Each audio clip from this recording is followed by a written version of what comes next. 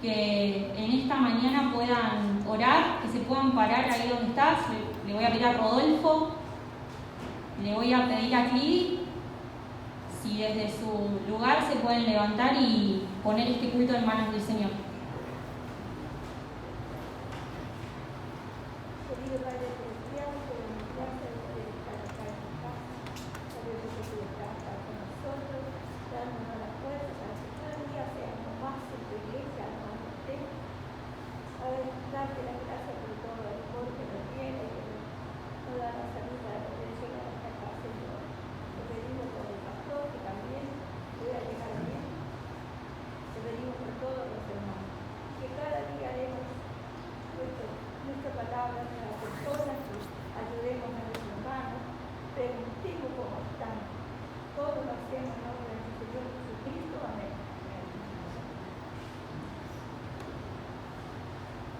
Padre, vamos a ti, Señor, una vez más en este día, para alabar, decir tu nombre, escuchar tu palabra. Señor, que bien nos hace encontrarnos en este templo para estar contigo, Señor, en tu presencia. Que podamos, Señor, estar a cuentas contigo en todo momento, bajo todas circunstancias. Señor, ayúdanos, Señor, en estos tiempos que para algunos serán difíciles, en lo económico, en lo laboral, también en lo espiritual. Pero, Señor, fortalece nuestro espíritu para que podamos, Señor, estar mancomunados en alabar tu nombre, en decir tu nombre en esta mañana. Qué bueno que es estar contigo, Señor. Pese a las dificultades, tú estás. Pero también estás, Señor, en nuestras alegrías. Gracias, Señor, por todo. Bendice, Señor, este culto. Ayúdanos, Señor, y guárdanos en todo momento. Así como dijo Jesús en aquel momento en su aparición, vas a vosotros en este tiempo, llenándonos de ti, de tu Espíritu Santo, para que podamos, Señor, estar en el nombre de tu Hijo Jesucristo. Señor, te agradecemos y te pedimos todas estas cosas. Amén. Los invito a ponerse de pie para cantar juntos esta canción. Dice que el Señor ha sido nuestro socorro, que nos gozamos en la sombra de sus alas en esta mañana. Amén.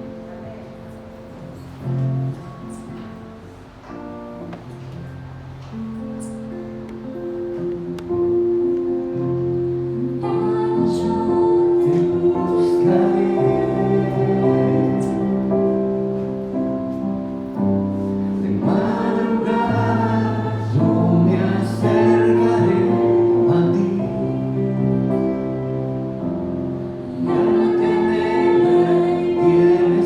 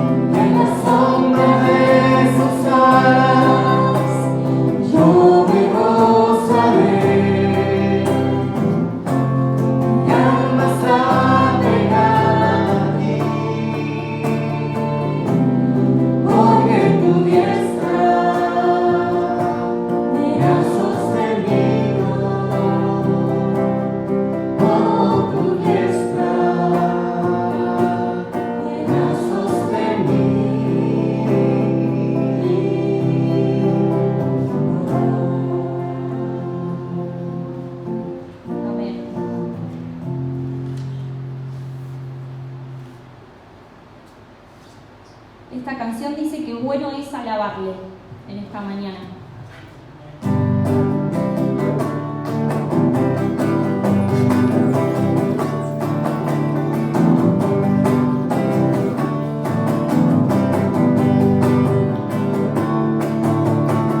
Bueno es alabar al Señor, tu nombre, darte gloria, honra y honor, por siempre. Bueno es alabarte, Jesús, y gozar en tu poder. Bueno es alabar al Señor, tu nombre, darte gloria, honra y honor, por siempre. Bueno es alabarte, Jesús, y gozar en tu poder, porque grande eres tú, grandes son tus obras, porque grande eres tú, grande es tu amor, grande es tu gloria, porque grande eres tú, grandes son tus obras, porque grande eres tú, grande es tu amor, grande es tu gloria. Puedes alabar al Señor, tu nombre, darte gloria, honra y honor, por siempre. Puedes alabarte, Jesús, y gozarte en tu poder. Puedes alabar al Señor, tu nombre, darte gloria, honra y honor, por siempre. Puedes alabarte, Jesús, y gozarte en tu poder. ¿Por qué? Porque grande eres tú, grandes son tus obras, porque grande eres tú, grande es tu amor, grande es tu gloria, porque grande eres tú, grandes son tus obras, porque grande eres tú, grande es tu amor, grande es tu gloria. Buenos alabarte, Señor. Amén. Invito a que estén tomando sus asientos y que en este momento, en intimidad con el Señor, podamos tener un momento de confesión de pecados.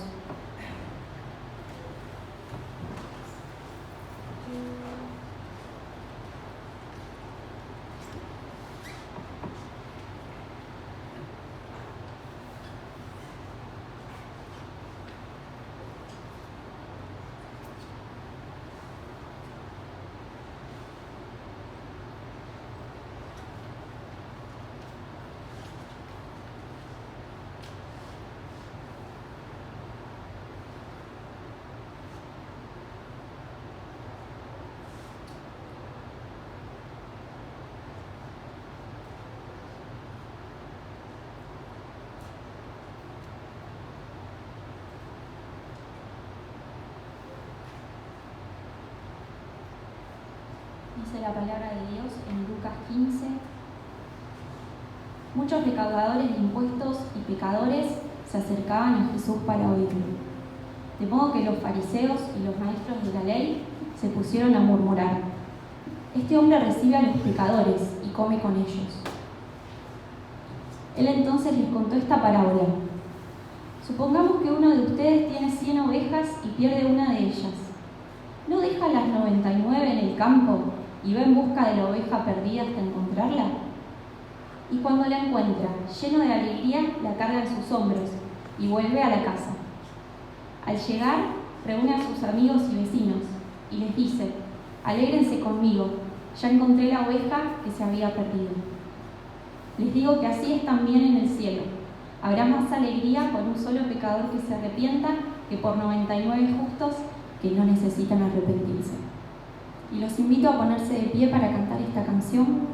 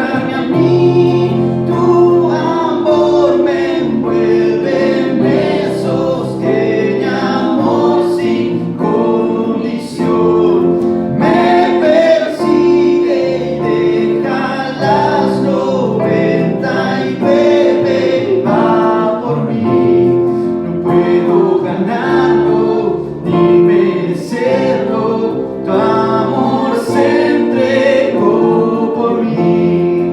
Tu amor me envuelve, me sostiene, amor sin condición.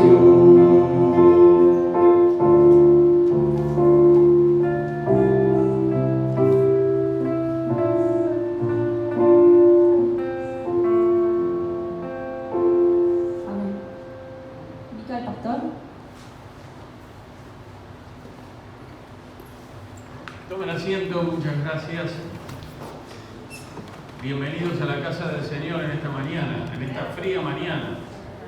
Todos se sentaron de este lado. Si estuviéramos en un barco, estaríamos así hoy, ¿no?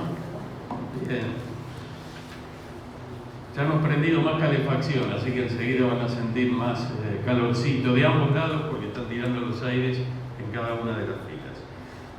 Vamos a honrar al Señor en esta mañana y lo vamos a hacer predicando la palabra de Dios y al final vamos a tener la cena.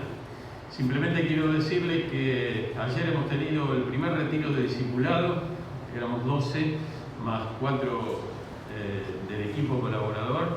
Creo yo que fue una jornada, ¿no? Hay algunos que estuvieron ayer, muy preciosa y esperamos entonces continuar. La mayoría de los que estaban allí son hermanos que van a ingresar a la iglesia.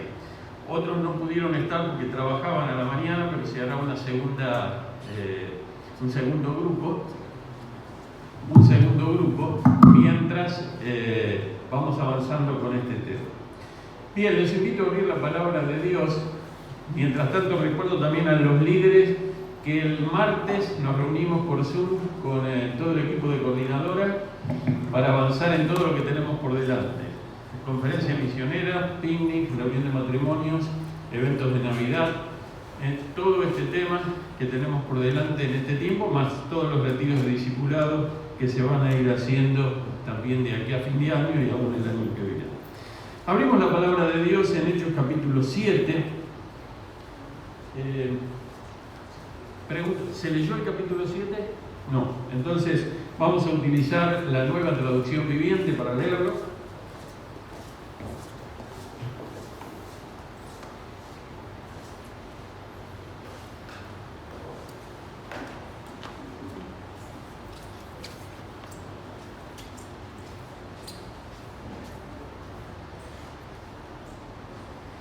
Por supuesto que no vamos a predicar en todo el capítulo, quédense tranquilos, vamos a tomar 1 o 2 puntos, pero es bueno, venimos leyendo todo el libro de los Hechos, vamos a tener 28 mensajes, en realidad 29, porque con el centenario dividimos el capítulo 6 en 2, y hoy nos toca el capítulo 7. El capítulo 7, el gran plan de Dios, dice así, es continuación obviamente del 6. Una vez que habían apresado a Esteban y que habían buscado testigos falsos para calumniarlo y llevarlo ante el concilio, ante el Sanedrín de los judíos, el jefe de ese concilio, el que presidía el Sanedrín, el sumo sacerdote, le dijo, y ahí empieza el capítulo 7, versículo 1. Entonces el sumo sacerdote le preguntó a Esteban, ¿son ciertas estas acusaciones? ¿Qué acusaciones? Versículo 11 del capítulo 6. Persuadieron a unos hombres para que dijeran mentiras acerca de Esteban. Y ellos declararon, nosotros lo vimos blasfemar contra Moisés y contra Dios. Y el versículo 13 dice, los testigos mentirosos dijeron, este hombre siempre habla contra el santo templo y contra la ley de Moisés. Le oímos decir que ese tal Jesús de Nazaret destruirá el templo y cambiará las costumbres que Moisés nos transmitió. Vuelvo al capítulo 7. ¿Son ciertas estas acusaciones? Versículo 2. Esteban dio la siguiente respuesta. Hermanos y padres, escúchenme. Nuestro glorioso Dios se le apareció a nuestro antepasado Abraham en Mesopotamia antes de que él se estableciera en Aram. Dios le dijo, deja tu patria y a tus parientes y entra en la tierra que yo te mostraré. Entonces Abraham salió del territorio de los caldeos y vivió en Harán hasta que su padre murió. Después Dios los trajo hasta aquí, a la tierra donde ustedes viven ahora. Sin embargo, Dios no le dio ninguna herencia aquí, ni siquiera 1 metro cuadrado de tierra, pero Dios sí le prometió que algún día toda la tierra les pertenecería a Abraham y a sus descendientes, aun cuando él todavía no tenía hijos. Dios también le dijo que sus descendientes vivirían en una tierra extranjera, donde serían oprimidos como esclavos durante 400 años. Pero yo castigaré a la nación que los esclavice, dijo Dios, y al final saldrán de allí y me adorarán en este lugar.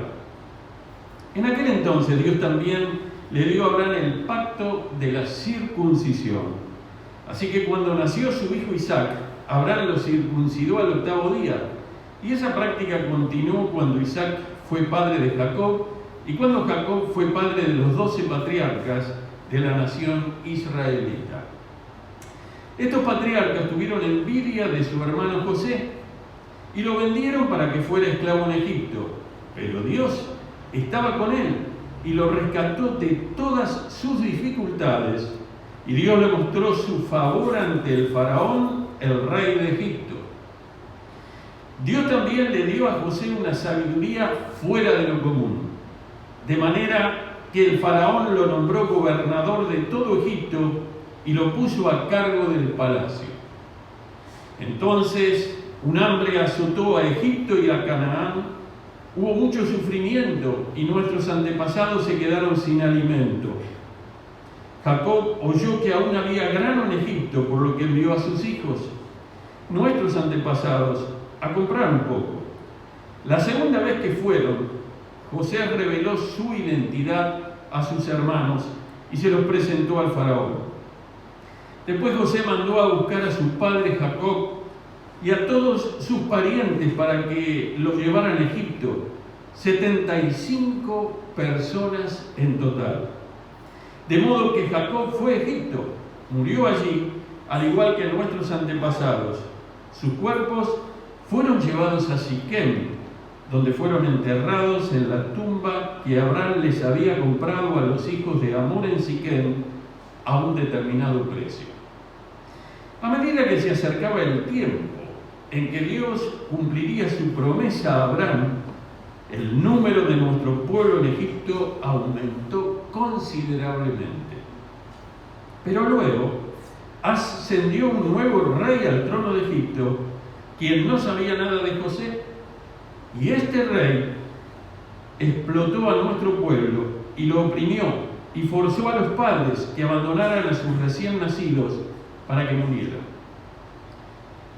En esos días nació Moisés, un hermoso niño a los ojos de Dios. Sus padres lo cuidaron en casa durante 3 meses. Cuando tuvieron que abandonarlo, la hija de Faraón lo adoptó y lo crió como su hijo. A Moisés le enseñaron toda la sabiduría de los egipcios y era poderoso tanto en palabras como en acciones. Cierto día, cuando Moisés tenía 40 años, decidió visitar a sus parientes, el pueblo de Israel. Vio que un egipcio maltrataba a un israelita. Entonces Moisés salió en defensa del hombre y mató al egipcio para vengarlo. Moisés supuso que sus compatriotas israelitas se darían cuenta de que Dios lo había enviado para rescatarlos, pero no fue así. Al día siguiente los visitó de nuevo y vio que 2 hombres de Israel estaban peleando. Trató de ser un pacificador y les dijo: señores, ustedes son hermanos, ¿por qué se están peleando? Pero el hombre que era culpable empujó a Moisés. ¿Quién te puso como gobernante y juez sobre nosotros?, le preguntó. ¿Me vas a matar como mataste ayer al egipcio? Cuando Moisés oyó esto, huyó del país y vivió como extranjero en la tierra de Madián. Allí le nacieron 2 hijos. 40 años después, en el desierto que está cerca del monte Sinaí, un ángel se le apareció a Moisés en la llama de una zarza que ardía. Moisés quedó asombrado al verla. Y cuando se estaba acercando para ver mejor, la voz del Señor le dijo: yo soy el Dios de tus antepasados, el Dios de Abraham, de Isaac y de Jacob. Moisés tembló aterrorizado y no se atrevía a mirar. Entonces el Señor le dijo: quítate las sandalias, porque estás pisando tierra santa. Ciertamente he visto la opresión de mi pueblo en Egipto, he escuchado sus gemidos y he descendido para rescatarlos. Ahora ve, porque te envío de regreso a Egipto. Así que Dios envió de vuelta al mismo hombre que su pueblo había rechazado anteriormente cuando le preguntaron: ¿quién te puso como gobernante y juez sobre nosotros? Mediante el ángel que se le apareció en la zarza que ardía, Dios envió a Moisés para que fuera gobernante y salvador. Y por medio de muchas maravillas y señales milagrosas, Él los sacó de Egipto, los guió a través del Mar Rojo y por el desierto durante 40 años. Moisés mismo le dijo al pueblo de Israel: Dios les levantará un profeta como yo de entre su propio pueblo. Moisés estuvo con nuestros antepasados, la asamblea del pueblo de Dios en el desierto, cuando el ángel le habló en el monte Sinaí, y allí Moisés recibió palabras que dan vida para transmitirlas a nosotros. Sin embargo, nuestros antepasados se negaron a escuchar a Moisés. Lo rechazaron y quisieron volver a Egipto. Le dijeron a Aarón: haznos unos dioses que puedan guiarnos, porque no sabemos lo que ha pasado a este Moisés, quien nos sacó de Egipto. De manera que hicieron un ídolo en forma de becerro, le ofrecieron sacrificios y festejaron ese objeto que habían hecho. Entonces Dios se apartó de ellos y los abandonó. Los abandonó para que sirvieran a las estrellas del cielo como sus dioses. En el libro de los profetas está escrito: Israel, ¿acaso era a mí a quien traías sacrificios y ofrecías ofrendas durante estos 40 días en el desierto, 40 años en el desierto? ¿No llevabas a tus dioses paganos el santuario de Moloc, la estrella de tu dios Refán y las imágenes que hiciste a fin de rendirles culto? Por tanto, te mandaré al desierto, tan lejos como Babilonia. Nuestros antepasados llevaron el tabernáculo con ellos a través del desierto. Lo construyeron según el plan que Dios le había mostrado a Moisés. Años después, cuando Josué dirigió a nuestros antepasados en las batallas contra las naciones que Dios expulsó de esta tierra, el tabernáculo fue llevado con ellos al nuevo territorio y permaneció allí hasta los tiempos del rey David. David obtuvo el favor de Dios y pidió tener el privilegio de construir un templo permanente para el Dios de Jacob. Pero fue Salomón quien lo construyó. Sin embargo, el Altísimo no vive en templos hechos de manos humanas. Como dice el profeta: el cielo es mi trono y la tierra es el estrado de mis pies. ¿Podrían acaso construir un templo tan bueno como ese?, pregunta el Señor. ¿Podrían construirme un lugar de descanso así? ¿Acaso no fueron mis manos las que hicieron el cielo y la tierra? Pueblo terco, ustedes son paganos de corazón y sordos a la verdad. ¿Resistirán para siempre al Espíritu Santo? Eso es lo que hicieron sus antepasados, y ustedes también. Mencionen a un profeta a quien sus antepasados no hayan perseguido.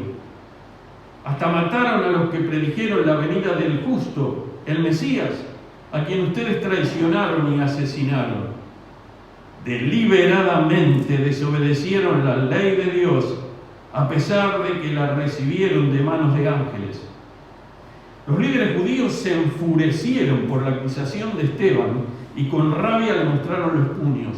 Pero Esteban, lleno del Espíritu Santo, fijó la mirada en el cielo y vio la gloria de Dios.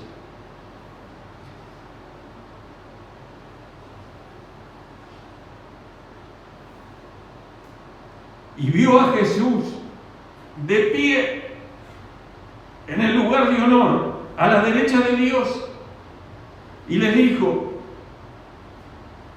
miren, veo los cielos abiertos y al Hijo del Hombre de pie en el lugar de Dios, a la derecha de Dios. Entonces ellos se taparon los oídos y con las manos empezaron a gritar. Se lanzaron sobre él, lo arrastraron fuera de la ciudad y comenzaron a apedrearlo. Sus acusadores se quitaron las túnicas y las pusieron a los pies de un joven que se llamaba Saulo. Y mientras lo apedreaban, Esteban oró: Señor Jesús, recibe mi espíritu.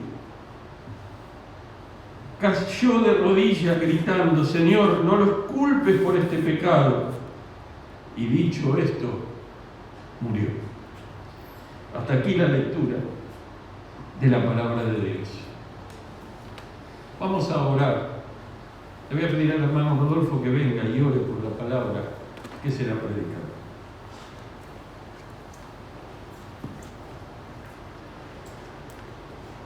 Oramos. Padre Celestial, Padre de toda gloria, te alabamos en esta mañana y buscamos tu rostro.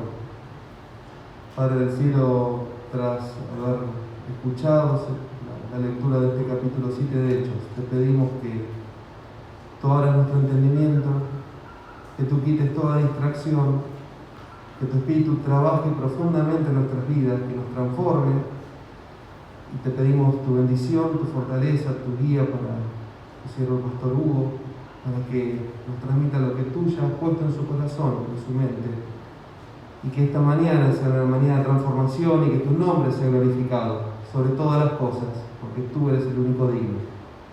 En tu nombre, Señor Jesucristo, oramos. Amén. Ya hemos relatado o recordado que se levantaron falsos testigos contra Esteban en el Sanedrín. Lo mismo habían hecho con Jesús. Y más adelante también algo similar pasaría el apóstol Pablo. En segundo lugar, también recordamos que el sumo sacerdote le hace la pregunta en el versículo 1: ¿son ciertas estas acusaciones? Y Esteban contesta tal vez con la respuesta más larga de la Biblia.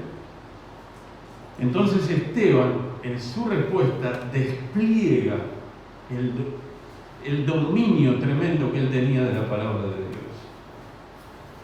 Recordemos que Esteban no era un apóstol, tampoco era un pastor, era un líder de la iglesia primitiva, uno de los 7, un hombre lleno del Espíritu Santo. Dominaba el Antiguo Testamento, lo memorizó el Antiguo Testamento, como veremos más adelante.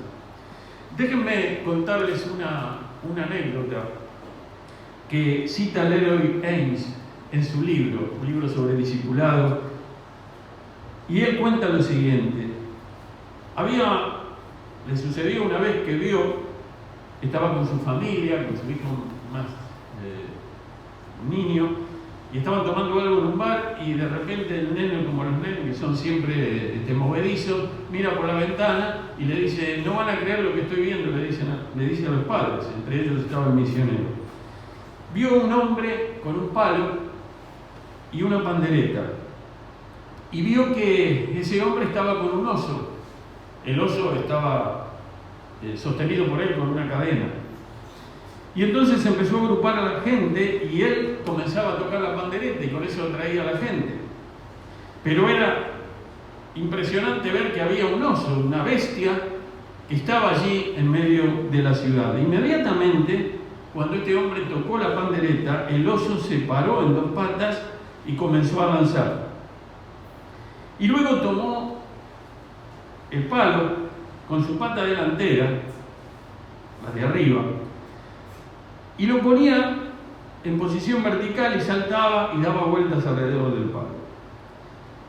Cuando su guardián le dio la orden, el oso se acostó de espaldas y empezaba a rodar para un lado y para el otro. Cuando la gente aplaudía, entonces esa pandereta que se tocaba al principio, el hombre la ponía como si fuera una fuente y le servía para recolectar el dinero de los que estaban allí mirando el espectáculo. Mucha gente daba algo. Entonces el hombre saludaba a la gente, inclinaba su sombrero en señal de gratitud y finalmente le tiraba de la cadena al oso y hacía siempre lo mismo y se iba para otro lugar para conquistar a otra multitud y recibir un poco más de dinero. Pero cuando se estaba terminando esa presentación ahí enfrente del bar, repentinamente un pequeño perro callejero, sarnoso, saltó de atrás de un árbol y empezó a ladrarle al oso. Le apareció por atrás y empezó a ladrarle al oso, a querer intimidar al oso. Pero lo que siguió fue un espectáculo realmente deprimente, porque el oso se llenó de temor. El oso estaba atemorizado por el perro. El oso podría haberlo despedazado al perro, podría haberle pegado con una de las patas de abajo, ¿no es cierto?, una flor de patada, y hubiera sido lo mismo y hubiera arrojado el perro contra alguna pared, algún árbol, pero no lo hizo. Estaba indefenso, estaba aterrorizado, saltaba tratando de escapar y de esconderse. Finalmente, el guardián tuvo que tomar el palo y hacerle frente al perro hasta que el perro se fue. La pregunta es: ¿por qué este oso, esta bestia fenomenal, tenía miedo de un perrito callejero? Y había dos razones. En primer lugar, el oso estaba amordazado, tenía un bozal. Y en segundo lugar, al oso le habían quitado las garras, las uñas, 5 de cada una de las patas delanteras.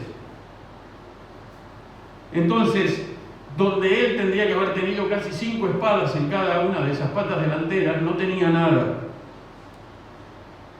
Lo que podría haber sido poderoso para él en una batalla o en una confrontación, no estaba. El oso estaba amordazado, el oso estaba desarmado y el oso estaba indefenso. Algunos creyentes son como ese oso. Están amordazados. No pueden hablar de Cristo, no pueden dar testimonio. Y en segundo lugar, están desarmados, están imposibilitados de usar la espada del Espíritu, que es la palabra de Dios contra el enemigo de sus vidas, de sus almas, de nuestras almas. En este pasaje que acabamos de leer, y en muchos otros de la Biblia, aparecen hombres y mujeres que nos pueden dar un ejemplo positivo, que no eran como este oso, sino que estaban preparados para luchar, estaban preparados para hablar, estaban preparados para utilizar la palabra de Dios. Y Esteban, en esta mañana, se va a constituir para nosotros en un ejemplo tremendo. Un corazón lleno de la palabra de Dios está latiendo aquí en el capítulo 7 de los Hechos. Uno a veces no se da cuenta, pero estos fueron los últimos minutos de la vida de Esteban. Esteban no estaba enfermo y convaleciente, o mejor dicho, cuando uno está sufriendo antes del momento, en agonía. No estaba en agonía. Él estaba allí y pudo dar respuesta a la pregunta del jefe del Sanedrín. ¿Son ciertas? Por supuesto que no eran ciertas, pero él quiso mostrarle a ellos que se suponía que ellos también sabían todo lo que él estaba relatando, que ellos estaban equivocados. Esteban estaba entrenado, estaba equipado, estaba disciplinado, estaba dedicado a la palabra de Dios, estaba decidido, enfocado en darle honra y gloria al nombre de Dios. Y nuestras vidas no serán efectivas ni bendecidas si no buscamos nosotros estar justamente listos, estar preparados, estar equipados, estar dedicados, estar entrenados y estar enfocados en la gloria de Dios. Necesitamos, como lo vemos en este capítulo, 60 versículos. Me quedé casi sin saliva cuando terminé de leerlo en la Nueva Traducción Viviente. El dominio de Esteban del Antiguo Testamento. Y ustedes harían bien en tomar un lápiz y un papel, un cuaderno en sus casas, buscar alguna Biblia con referencias y ver todas las citas que hay en el Antiguo Testamento, porque Esteban lo que hizo fue resumir, no obviamente contar todo lo que estaba sucediendo. Bien, entremos en materia. Nosotros, ¿qué vamos a hacer? Nosotros queremos ser como Cristo, debemos ser como Cristo. Y también al ver estos ejemplos, deberíamos querer ser como Esteban. ¿Qué ejemplo el de Esteban? ¿Qué hombre? Debemos desarrollar nuestros músculos espirituales. Tenemos que sacar músculo espiritual para poder avanzar en nuestra vida de fe y también en el propósito que Dios tiene para nosotros. Tenemos que permitirle al Espíritu de Dios que encienda nuestra vida. Cuando uno lee este libro de los Hechos, lo he dicho varias veces, y si no lo hicieron pueden hacerlo, léanlo aunque sea una vez, de principio al final, pero de corrido. Lean el libro de los Hechos, de principio al final, pero recorrido. El capítulo más largo es el que acabo de leer hoy. Los demás son todos más cortos, el anterior es casi un tercio de este. Porque va a producir algo el Espíritu de Dios en sus corazones y ustedes no van a volver a ser los mismos. La pregunta es, ¿ustedes, vos, tienen deseos de crecer en su vida espiritual? ¿Tenemos deseos de llegar a ser como Cristo? Si ese deseo está en nosotros, eso quiere decir que el Espíritu Santo está trabajando en nosotros. No quiere decir que ya hayamos tocado el cielo con las manos, que ya hayamos alcanzado todo, pero sí quiere decir que el Señor está trabajando. Muchas veces les he sugerido que no solamente las Escrituras, eso es primero, obviamente, sino también leer las biografías de los grandes hombres y mujeres de Dios. En la Biblia tenemos varias, y también en la historia de la Iglesia. Y leer los capítulos de la historia de la Iglesia, el primer siglo, el segundo, el tercero, la época de la Reforma religiosa, principalmente, eso va a llenar nuestra vida también de un ardor espiritual, viendo cómo el Espíritu Santo de Dios a lo largo de los siglos usó hombres y mujeres, aún en medio de la persecución, en tiempos difíciles, y vamos a pensar que no solamente los nuestros son tiempos malos o difíciles, muchos de nuestros hermanos que nos precedieron pasaron por dificultades, pero en las manos de Dios vencieron. Esteban venció, sí, partió a la eternidad, pero tuvo la gloria Esteban de ver algo con sus ojos antes de partir, que no se cita en ninguna otra parte de la Biblia. En ningún otro lugar de las Escrituras se dice que vio a Jesús, al Cristo resucitado, que ya no estaba en medio de los discípulos de la iglesia, ya había ascendido a los cielos 40 días después de la resurrección, pero él dice que lo vio de pie, porque generalmente en la Escritura se lo muestra a Dios o se lo muestra al Hijo, al Cristo, como sentado en el trono. Siempre aparece sentado. Cuando un soberano estaba sentado en el trono, daba indicación de dominio, su reino estaba seguro, sus ejércitos estaban fuertes y todo estaba bajo control en el reino o en el imperio. Pero aquí Esteban ve la gloria de Dios y lo ve a Jesús de pie, como indicando ese interés del Señor por nuestras vidas, durante nuestras vidas, y también en el tiempo en que nosotros nos toque partir a la eternidad. Con este pasaje, de una manera especial, le hablé a la hermana Mirta Aguiló días antes de partir a la eternidad. Le hablé específicamente de este texto. Y también al hermano Kidalian se lo mencioné 12 horas antes de partir a la eternidad. Y él estaba escuchando. ¿Te acordás, David? Cuando Esteban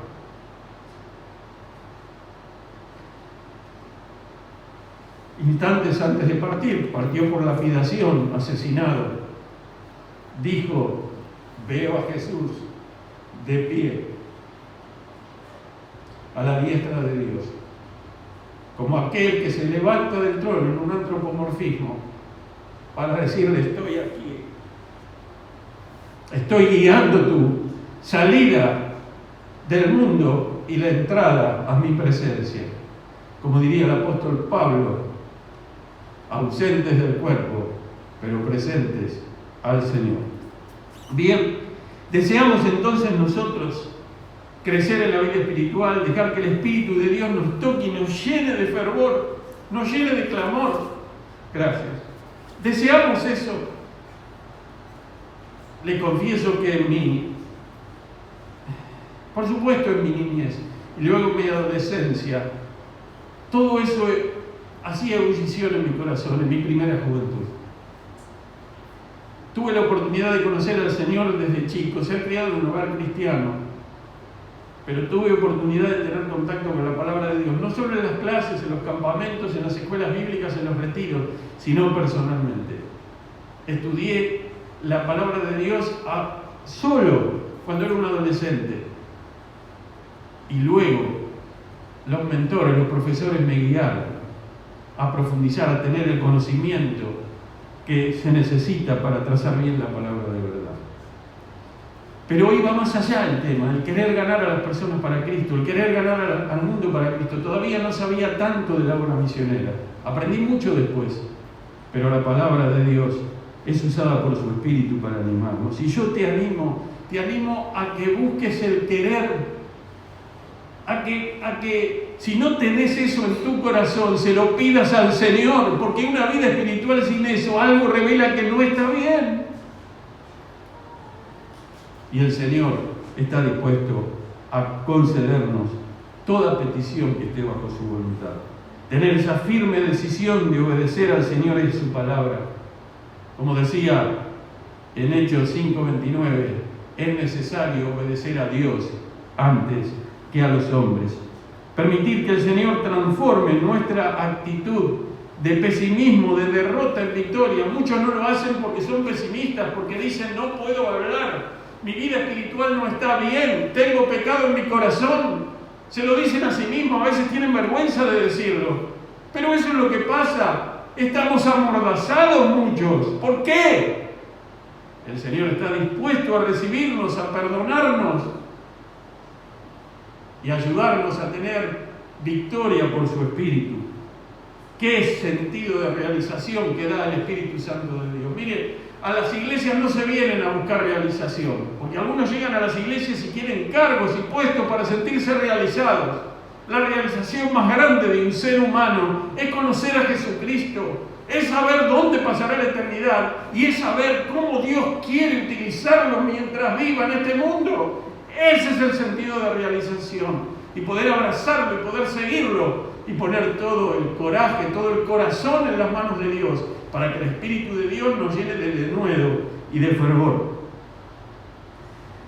Nosotros tenemos que hacer uso de las disciplinas espirituales, especialmente de la oración y de la palabra de Dios, y lo tenemos que hacer en nuestra devoción privada, día a día, permanentemente. Tenemos que orar sin cesar, tenemos que alabar al Señor, tenemos que confesar nuestros pecados y tenemos que esperar el perdón de Dios en nuestras vidas. No solamente tenemos que esperar ir a un pastor o a un consejero o a una consejera para contarle lo que nos pasa. Cuando nosotros tenemos eso en nuestro corazón, si hemos entregado nuestra vida a Jesucristo, tenemos que ponernos de rodillas y orar al Señor y confesar nuestros pecados y esperar de Él la limpieza y el perdón. Si confesamos nuestros pecados, Él es fiel y justo para perdonar nuestros pecados y limpiarnos de toda maldad. 1 Juan 1:9, que dice Filipenses 4:13, para los que son pesimistas, para los que siempre ven el medio vaso vacío. Filipenses 4:13 dice: todo lo puedo en Cristo que me fortalece. ¿Qué dicen textos como el Salmo 119, versículo 25? Fíjense lo que dice aquí la palabra de Dios. Salmo 119, versículo 25.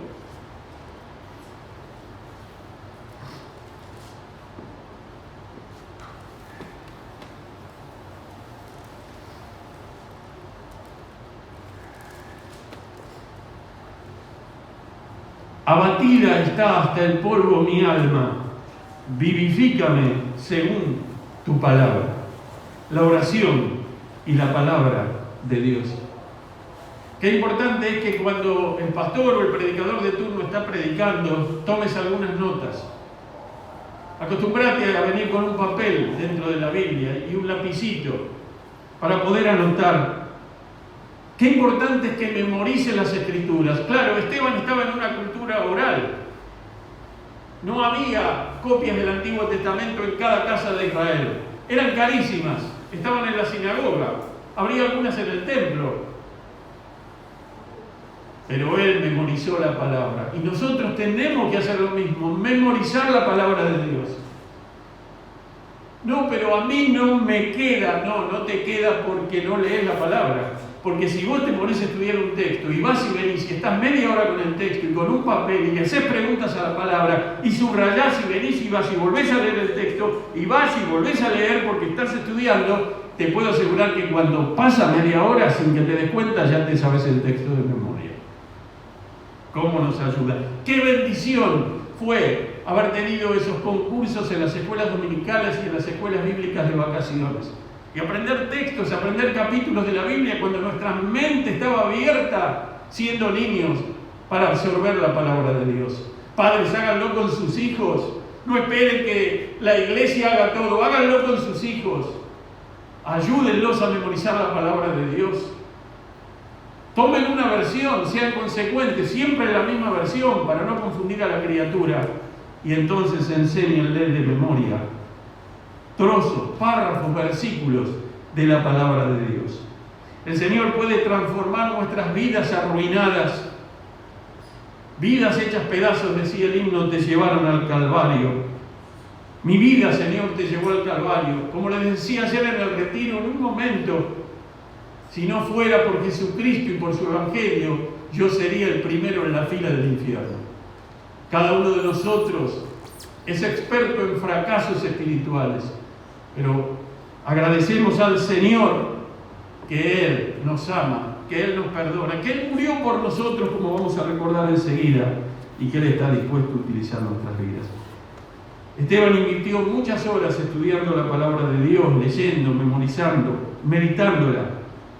Lo demuestra la defensa que hizo ante el Sanedrín, ante los saduceos, ante los maestros de la ley, ante los fariseos. Lo demuestra. Pero quiero decirles algo. Nunca en su vida se van a arrepentir de haber pasado tiempo, 1 hora, media hora, 2 horas, 4 horas, 3 horas estudiando la palabra de Dios. Es la mejor inversión que cualquiera puede hacer. Aún es mejor esa inversión que lo mejor de nuestro estudio y de nuestra preparación. No que no lo tenemos que hacer, sino que todo lo que Dios nos dio en nuestra vida, el hogar para aquellos que hemos nacido en un hogar piadoso, lo que hemos aprendido, lo que hemos recibido de nuestros padres, de la iglesia, de la escuela, de los consejeros, de los pastores, de aquellos que influenciaron nuestra vida, de los mentores o mentoras que hayamos tenido. Todo eso es muy bueno, pero no llegan a la medida de la influencia bienhechora, permanente de la palabra de Dios.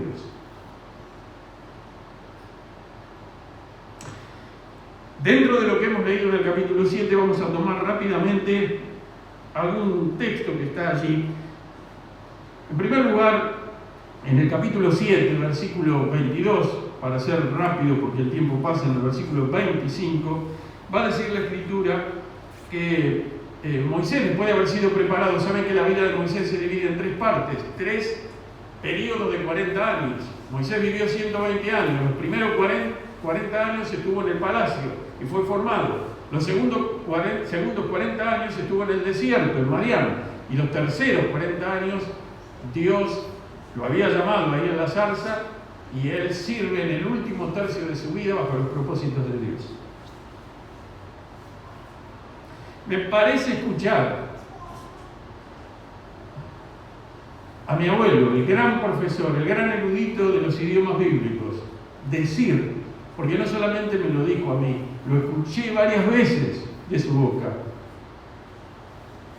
no escatimen la preparación. Y ponía algunos ejemplos bíblicos, entre ellos Moisés. Moisés se preparó, Dios hizo que él se preparara 2/3 de su vida para servir el último tercio. No se apuren, prepárense y esperen el momento de Dios. Muchos están a veces desesperados por querer salir a la obra misionera, por querer pastorear una iglesia. No se apuren, esperen, porque la preparación no es solo lo que se enseña en pizarrones, lo que se enseña en aulas. La preparación que Moisés tuvo en Madián fue una preparación de la interioridad espiritual. Todo el saber lo había aprendido en su juventud. Pero este texto, en el versículo 25, nos dice que Moisés se equivocó. Moisés supuso que sus compatriotas israelitas se darían cuenta de que Dios lo había enviado para rescatarlos. Él pensó, Dios me preparó, conocía la historia, su madre le había contado cómo su vida había sido preservada cuando era un bebé. Sin duda que Dios estaba obrando en el corazón de Moisés. Pero él se apuró. Cuando él quiso poner las cosas en su lugar y finalmente quiso hacer justicia por mano propia y mató a ese hombre, no lo tendría que haber hecho. No era el tiempo, no estaba preparado. Justamente ese hecho reveló que Moisés, con todo lo que sabía, no estaba preparado. Así que, iglesia, ojo. No es solamente aquellos que se convierten al Señor y no conocen absolutamente nada de la Biblia que necesitan preparación. Necesitan preparación los que saben todo de la Biblia o creen saberlo. Los que creen que saben un montón de cosas de la vida cristiana necesitan la preparación. ¿Qué preparación? Básicamente hay dos preparaciones. Es la preparación cognitiva del conocimiento y es la preparación espiritual. Pero yo te animo a querer ambas y anhelar servir con todo de nuevo al Señor. En segundo lugar está el pasaje en el versículo 48, y allí en el versículo 48 la palabra nos va a decir, nos va a hablar, empieza en el versículo 46, acerca del templo. Dentro de las cosas que resaltó Esteban cuando habló con el Sanedrín, figuraba el pecado del etnocentrismo. Etnocentrismo viene de etnia, es decir, de creer que nuestra etnia, que nuestro pueblo es superior a los pueblos de la tierra y que nosotros somos número uno, que nuestra raza es número uno. Ellos sabían que Dios había llamado a Abraham. Abraham fue el fundador del pueblo judío. Antes de Abraham no existía el pueblo de Israel. Lo trajo de Ur de los Caldeos, pero ellos, desde ese antecedente, y fueron pasando las décadas y los siglos, pensaron que porque Dios había elegido a Abraham, ellos estaban por sobre todos los pueblos de la tierra. Y la Escritura no dice eso. La Escritura dice que el Señor no los eligió porque sean los mejores, porque sean los más fieles, porque sean los más lindos, porque sean los más espirituales o los más inteligentes. Dios eligió a Israel por pura gracia, como te elige a vos y a mí que hemos confiado en Jesucristo, por su gracia merecida, no porque valgamos algo. Esto es evangelio destilado. Pero ellos se lo creyeron generación en generación. Creyeron que ellos estaban para ser superiores. Creyeron que Dios podía ser circunscripto al templo en Jerusalén y que para adorar a Dios todos los pueblos tenían que venir y tenían que pasar por el permiso de ellos para entrar en el templo. Pero ellos no entendieron ni a los profetas, tenían la palabra y, como dice Jesús en el Evangelio de Juan, erraban por ignorar las Escrituras. Y entonces lo va a mencionar aquí y dice desde el versículo 46 en adelante que David había obtenido el favor de Dios y había pedido construir el templo permanente, pero fue Salomón. Sigo el pasaje, no lo abro la historia porque hay muchos detalles. Sin embargo, dice, el Altísimo no vive en templos hechos de manos de hombres. No puede ser circunscrito un templo, el Dios creador del universo. Y entonces cita distintas citas, valga la redundancia, del Antiguo Testamento, y lo que está diciendo aquí es, el cielo es mi trono y la tierra es el estrado de mis pies. ¿Podrían acaso construir un templo tan bueno como mi creación, como este? ¿Podrían construirme un lugar de descanso así como mi propia creación? ¿Acaso no fueron mis manos las que hicieron el cielo y la tierra. Ellos se habían equivocado. ¿Qué decía? Si ustedes buscan allí en Primera Reyes, capítulo 8, versículo 27, cuando el templo de Salomón, ¿no es cierto?, fue construido. Primera Reyes 8, 27. Estas hojitas de la Biblia, se ve que hoy está seco Buenos Aires porque tan difíciles de voltear. Pero ¿es verdad que Dios morará sobre la tierra? Primera Reyes 8:27. He aquí que los cielos de los cielos no te pueden contener, cuanto menos esta casa que yo he edificado. Palabras de Salomón. Estaban dichas, pero ellos se habían olvidado de eso. Se habían creído que el templo que habían construido tenía una significación tan grande, tan fuerte para su pueblo, equivocando lo que el Señor había enseñado siglo tras siglo a través de los profetas al pueblo de Israel. También tenemos aquí en el mismo capítulo 7, versículos 41 al 43, que dicen: de manera que hicieron un ídolo en forma de becerro y le ofrecieron sacrificio. No entendieron nada. Ya había pasado tanto tiempo que Dios le había dado los 10 mandamientos a Moisés. No tendrás dioses ajenos delante de mí. Sin embargo, esto no pasó en una nación pagana. Esto pasó en el pueblo de Israel. Ahora, también nosotros vemos la preocupación del Señor. Allí se cita, ¿no es cierto?, en el versículo 23, todos estos ídolos que ellos se hacían y que llevaban de aquí para allá. Pero hay una preocupación del Señor por las naciones.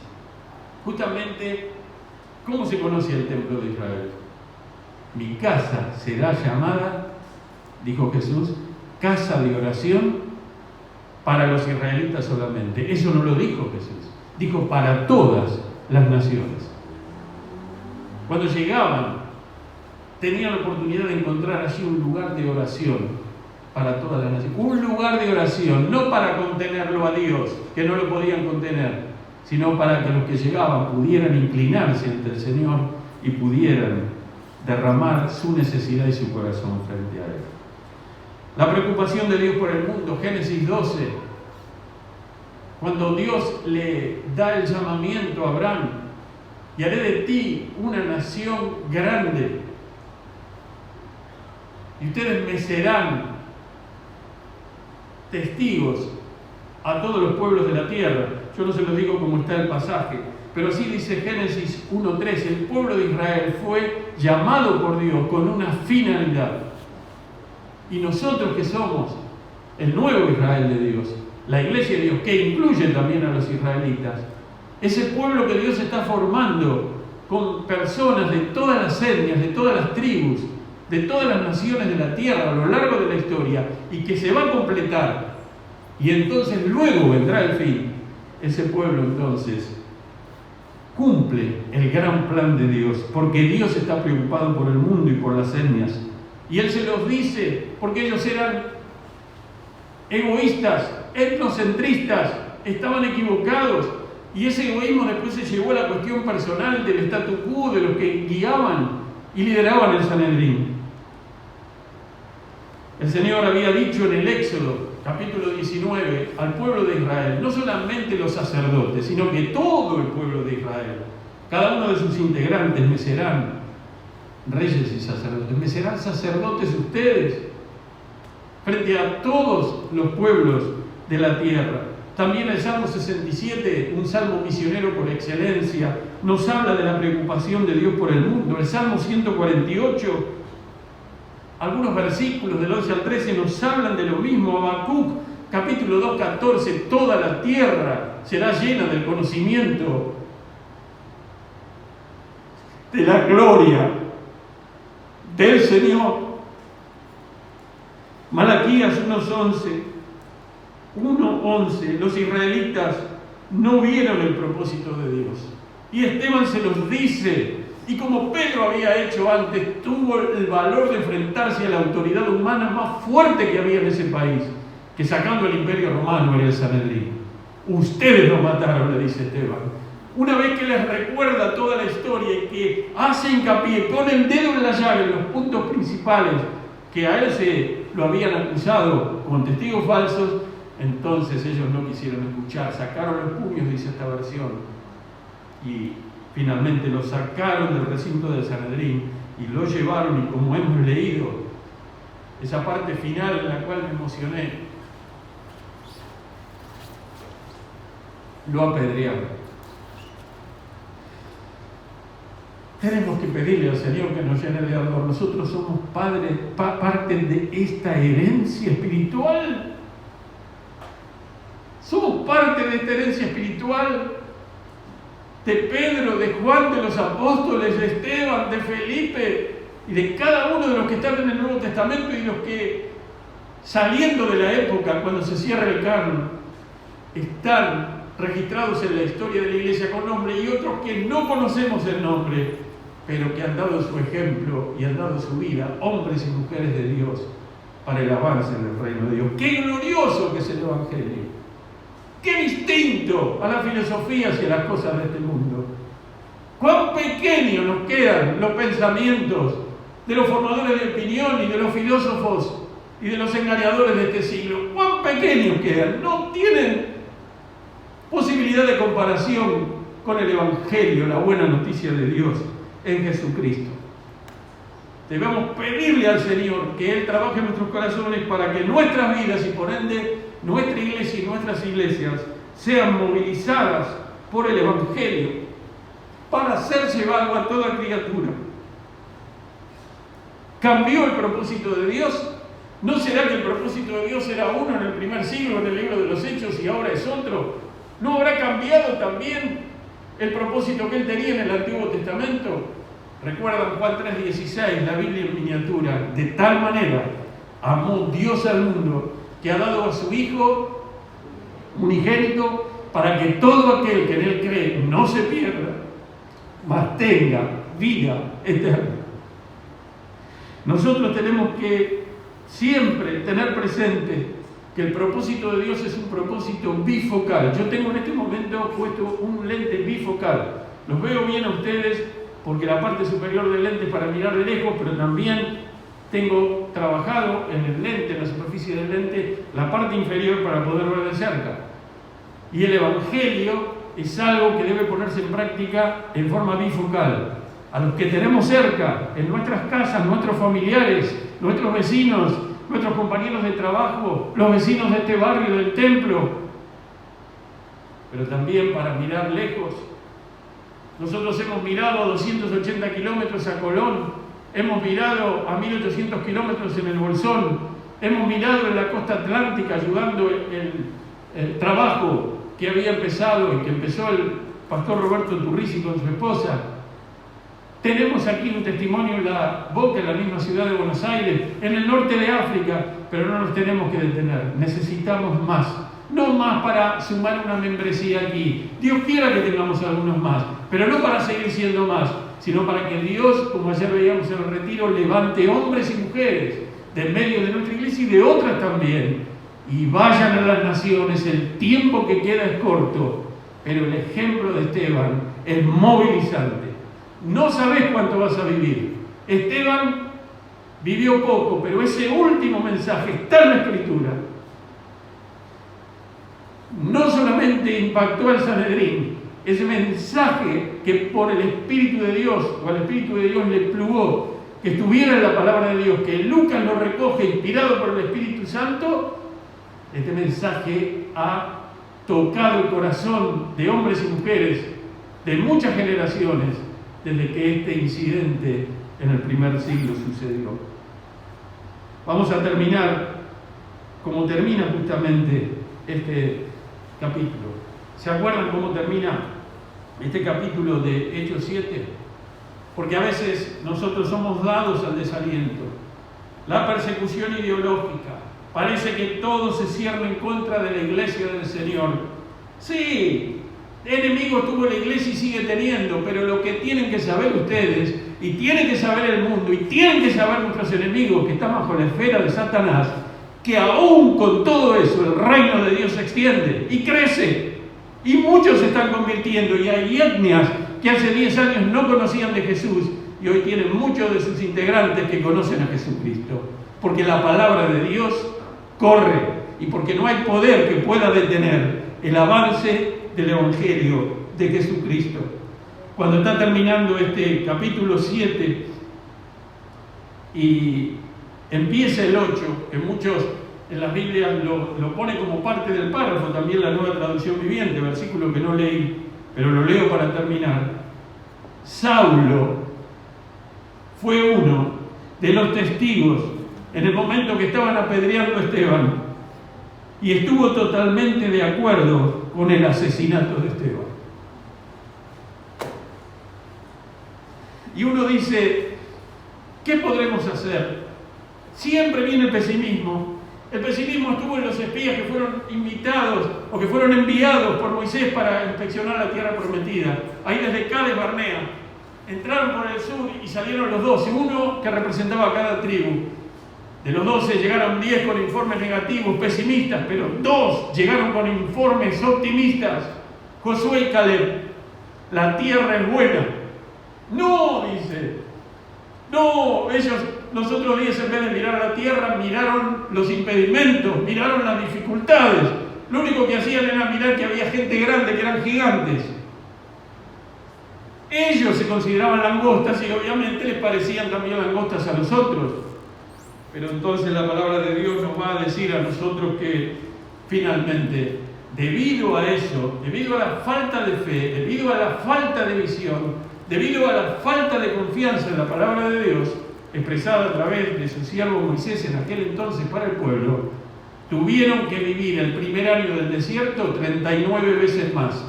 Por eso estuvieron 40 años peregrinando en el desierto, porque no les alcanzó un año. Y la historia sigue. En las iglesias siempre hay gente pesimista. Siempre hay gente pesimista. Y yo no estoy diciendo de que hay que tener un sentido de fe tonta, que no hay que usar la cabeza. La Biblia nos enseña a usar la cabeza. Dice que si uno va a salir a la guerra tiene que contar con qué recursos dispone. Sí, claro que lo dice. Pero también la palabra de Dios nos enseña a confiar en el Señor. Vean el libro de los Hechos. Muerte por acá, prisiones por allá. A los líderes de la iglesia era un movimiento dado a sucumbir el cristianismo. Sin embargo, está más vivo que nunca. ¿Saben por qué? Y estoy terminando. Porque la palabra de Dios transforma las vidas. Y ese joven llamado Saulo, que estaba cuidando las ropas de aquellos que apedreaban y que estuvo de acuerdo, ese hombre fue el que Dios transformó en el camino de Damasco un poco más adelante. Lo llamó para que le sirviera y lo utilizó. Prácticamente no tiene igual en la historia del mundo la tarea que el apóstol Pablo hizo y que repercutió aún en la Europa moderna hasta nuestros días, a pesar de que hoy Europa está lejos del Señor. Toda esa grandeza de Europa, toda esa grandeza de los pueblos que fueron alcanzados con el Evangelio, justamente se debe a la palabra de Dios. Ese hombre que era el perseguidor se convirtió no solo en el defensor, sino en el impulsor del mensaje por el llamado de Dios y por el influjo del Espíritu Santo. Iglesia, este es el plan tremendo de Dios. Este es el gran plan de Dios que sigue vigente. Y yo los invito en esta mañana, al aproximarnos a la mesa del Señor, a irnos de aquí diciéndole al Señor: haz arder mi alma, Señor, como dice el poeta en el himno, haz arder mi alma por ti, por tu palabra, por la necesidad que tengo de hablarte, de confesarte, por la necesidad que tengo o que tendría que tener de alabarte. Haz arder mi alma por aquellos que parten sin ti. Haz arder mi alma, Señor, para que pueda servirte. Que Dios añada bendición sobre su palabra, no solamente en las vidas de los que están aquí, sino en la vida de los que van a escuchar este mensaje, para que el nombre del Señor sea glorificado y para que la gloria de Dios sea nuestro objetivo. Mañana, o quizá hoy a la tarde, o quizá cuando estés por dormirte esta noche en tu cama, pensá cómo es tu agenda día a día. ¿Qué estás haciendo para dar honra y gloria al nombre de Dios? Pensá si tu corazón está ardiendo y pedile al Señor, si no es así, que lo haga arder. Y si está ardiendo, pedile que lo haga arder más. Pedile para que Él te mantenga siempre firme en su servicio, en su lealtad y en fidelidad al Señor. Señor, bendice tu palabra. Gracias por este discurso de nuestro hermano Esteban. Gracias, Señor, por la inspiración del Espíritu Santo al llevar la pluma del doctor Lucas a escribirlo. Gracias, Señor. Queremos ser como Esteban, queremos ser como Pablo, queremos ser como tú, Señor. Obra en nuestras vidas, en el nombre de Jesús. Amén.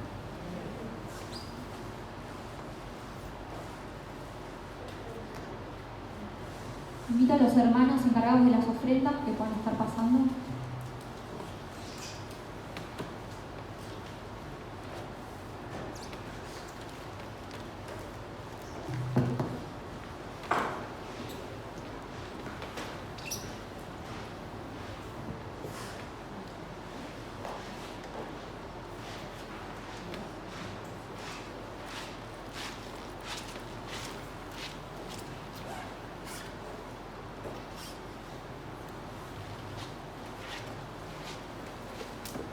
Oramos.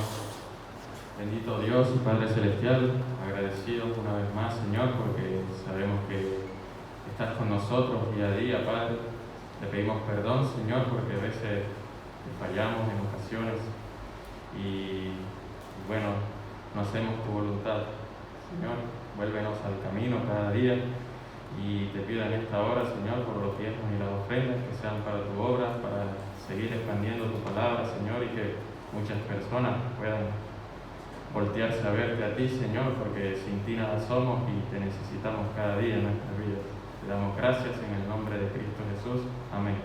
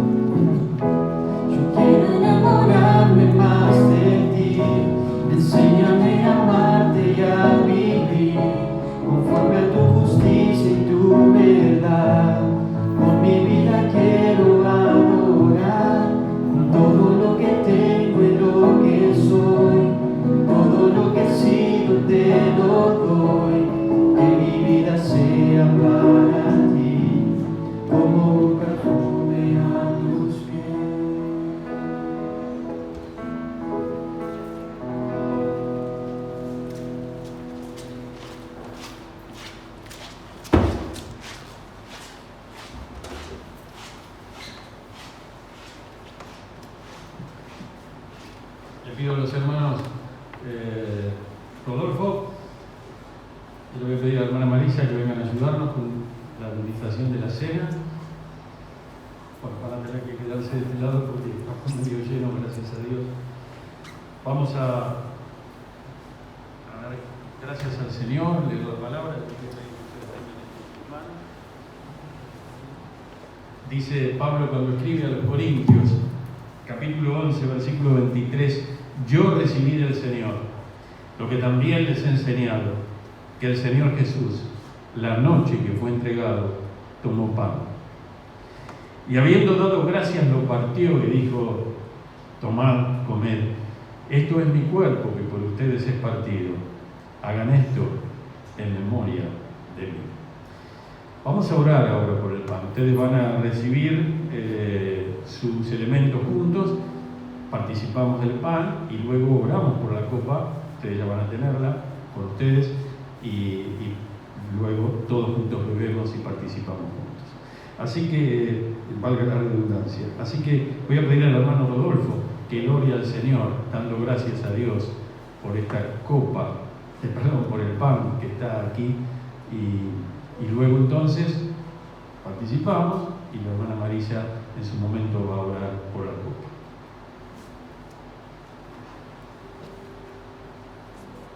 Padre del cielo, te alabamos y te damos gracias por tu Hijo Jesucristo. Señor, te agradecemos tu gran amor, tu entrega, cómo te entregaste como sacrificio vivo por cada uno de nosotros y moriste en esa cruz. Señor, tu cuerpo flagelado, esas espinas, esos clavos, Señor, que tendrían que haber sido para cada uno de nosotros, Señor.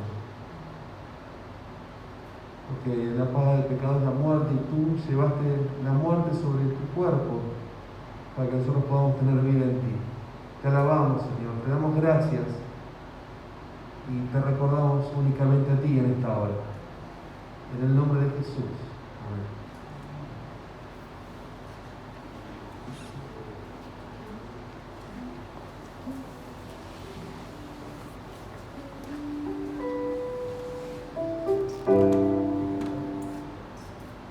En el Monte Calvario cantamos un himno que tiene su historia.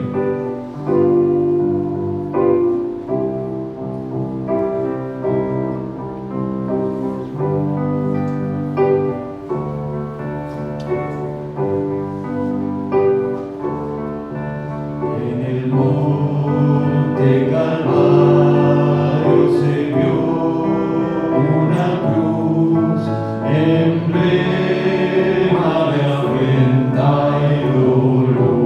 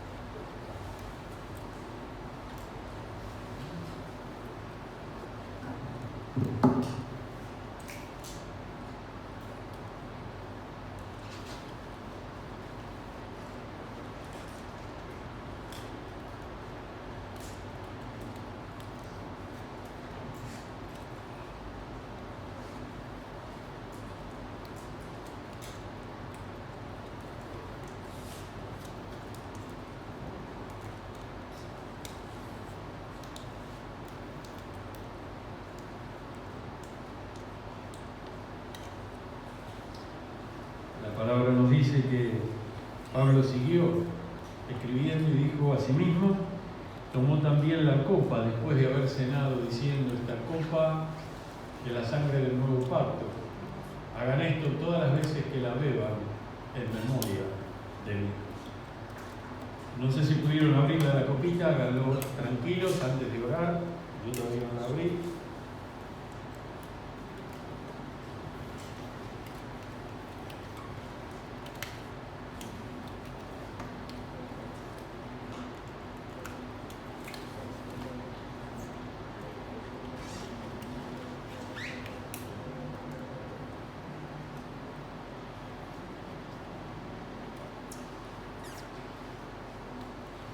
Gracias al Señor, acá con las indicaciones tenía una pestañita de la parte de atrás, es más fácil. ¿No?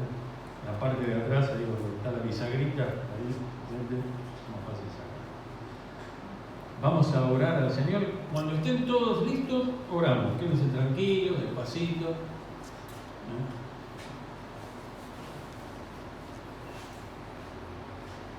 Todos los que van a participar, si quieren ponerse de pie, pónganse de pie si pueden hacerlo. Le pedimos a Marisa que ella dé gracias al Señor por ahí.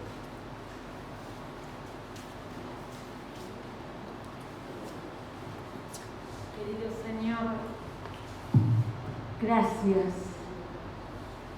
Gracias por tu sangre derramada en esa cruz, porque nos limpió, nos lavó, nos hizo ser tus hijos de una manera tan hermosa por tu amor en esa cruz. Gracias por poder recordarlo. Gracias por poder decirte, Padre querido, gracias por tu sacrificio en esa cruz, por tu sufrimiento, por cada una de nuestras vidas. En el precioso nombre de Jesús. Amén.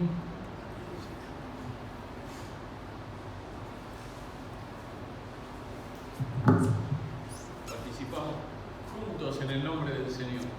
Amén.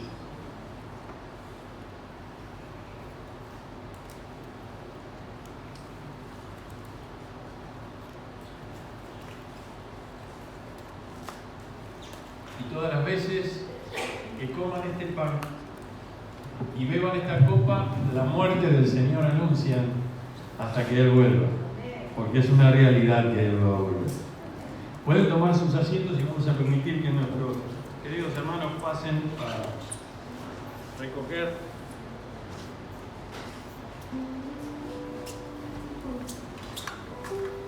y quiero solamente antes de cantar decirles, nos vamos en esta mañana después de haber escuchado su palabra, de haber orado, de haber cantado o de haber escuchado la música y el canto de los que están aquí,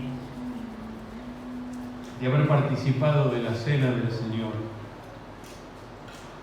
recordando la palabra. Nos vamos, sabemos que tenemos que estar armados con la palabra, sabemos que siempre tenemos que estar orando y sabemos que tenemos que estar listos para morir por el Evangelio. Eso nos enseñó el capítulo 7 en el testimonio de la vida de Esteban en esta mañana. Vamos a despedirnos cantando. Vamos a terminar cantando lo que veníamos cantando. Gracias a los músicos, Carlos, Tami, Juan, Sebastián. Gracias por este equipo. Como ayer agradecía y también lo hice hoy en los celulares a todos los que trabajaron en el equipo para preparar todo lo que es el desayuno, el break, que seguirán ayudándonos porque seguiremos teniendo retiros y seguiremos avanzando. Gracias por la tarea de Francisco en la Casa de Amistad. Otra vez disfrutamos el segundo piso pintado y sé que ahora algunos están por poner una red y preparar todo para toda la actividad de adolescentes. Y seguramente lo van a aprovechar los jóvenes. Algunos me quieren sacar ya. Bien. Menos mal que no era un cucurucho de crema, ¿no? Bien, que el Señor los bendiga, hermanos. ¿El Señor los ha bendecido hoy? Amén. Bien, aún con barbijo y todo se escuchó bien.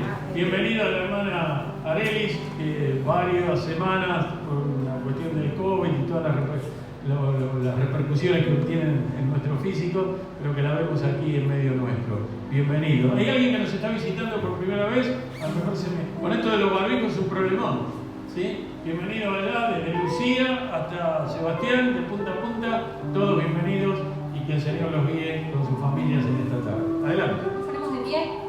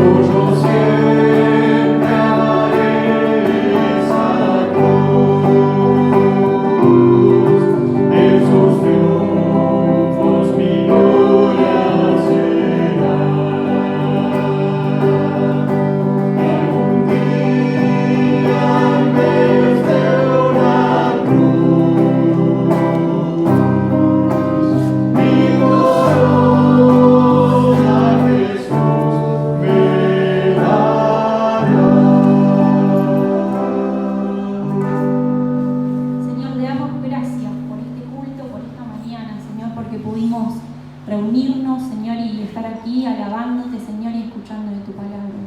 Señor, como cantamos, te pedimos que enciendas, Señor, nuestros corazones, Señor.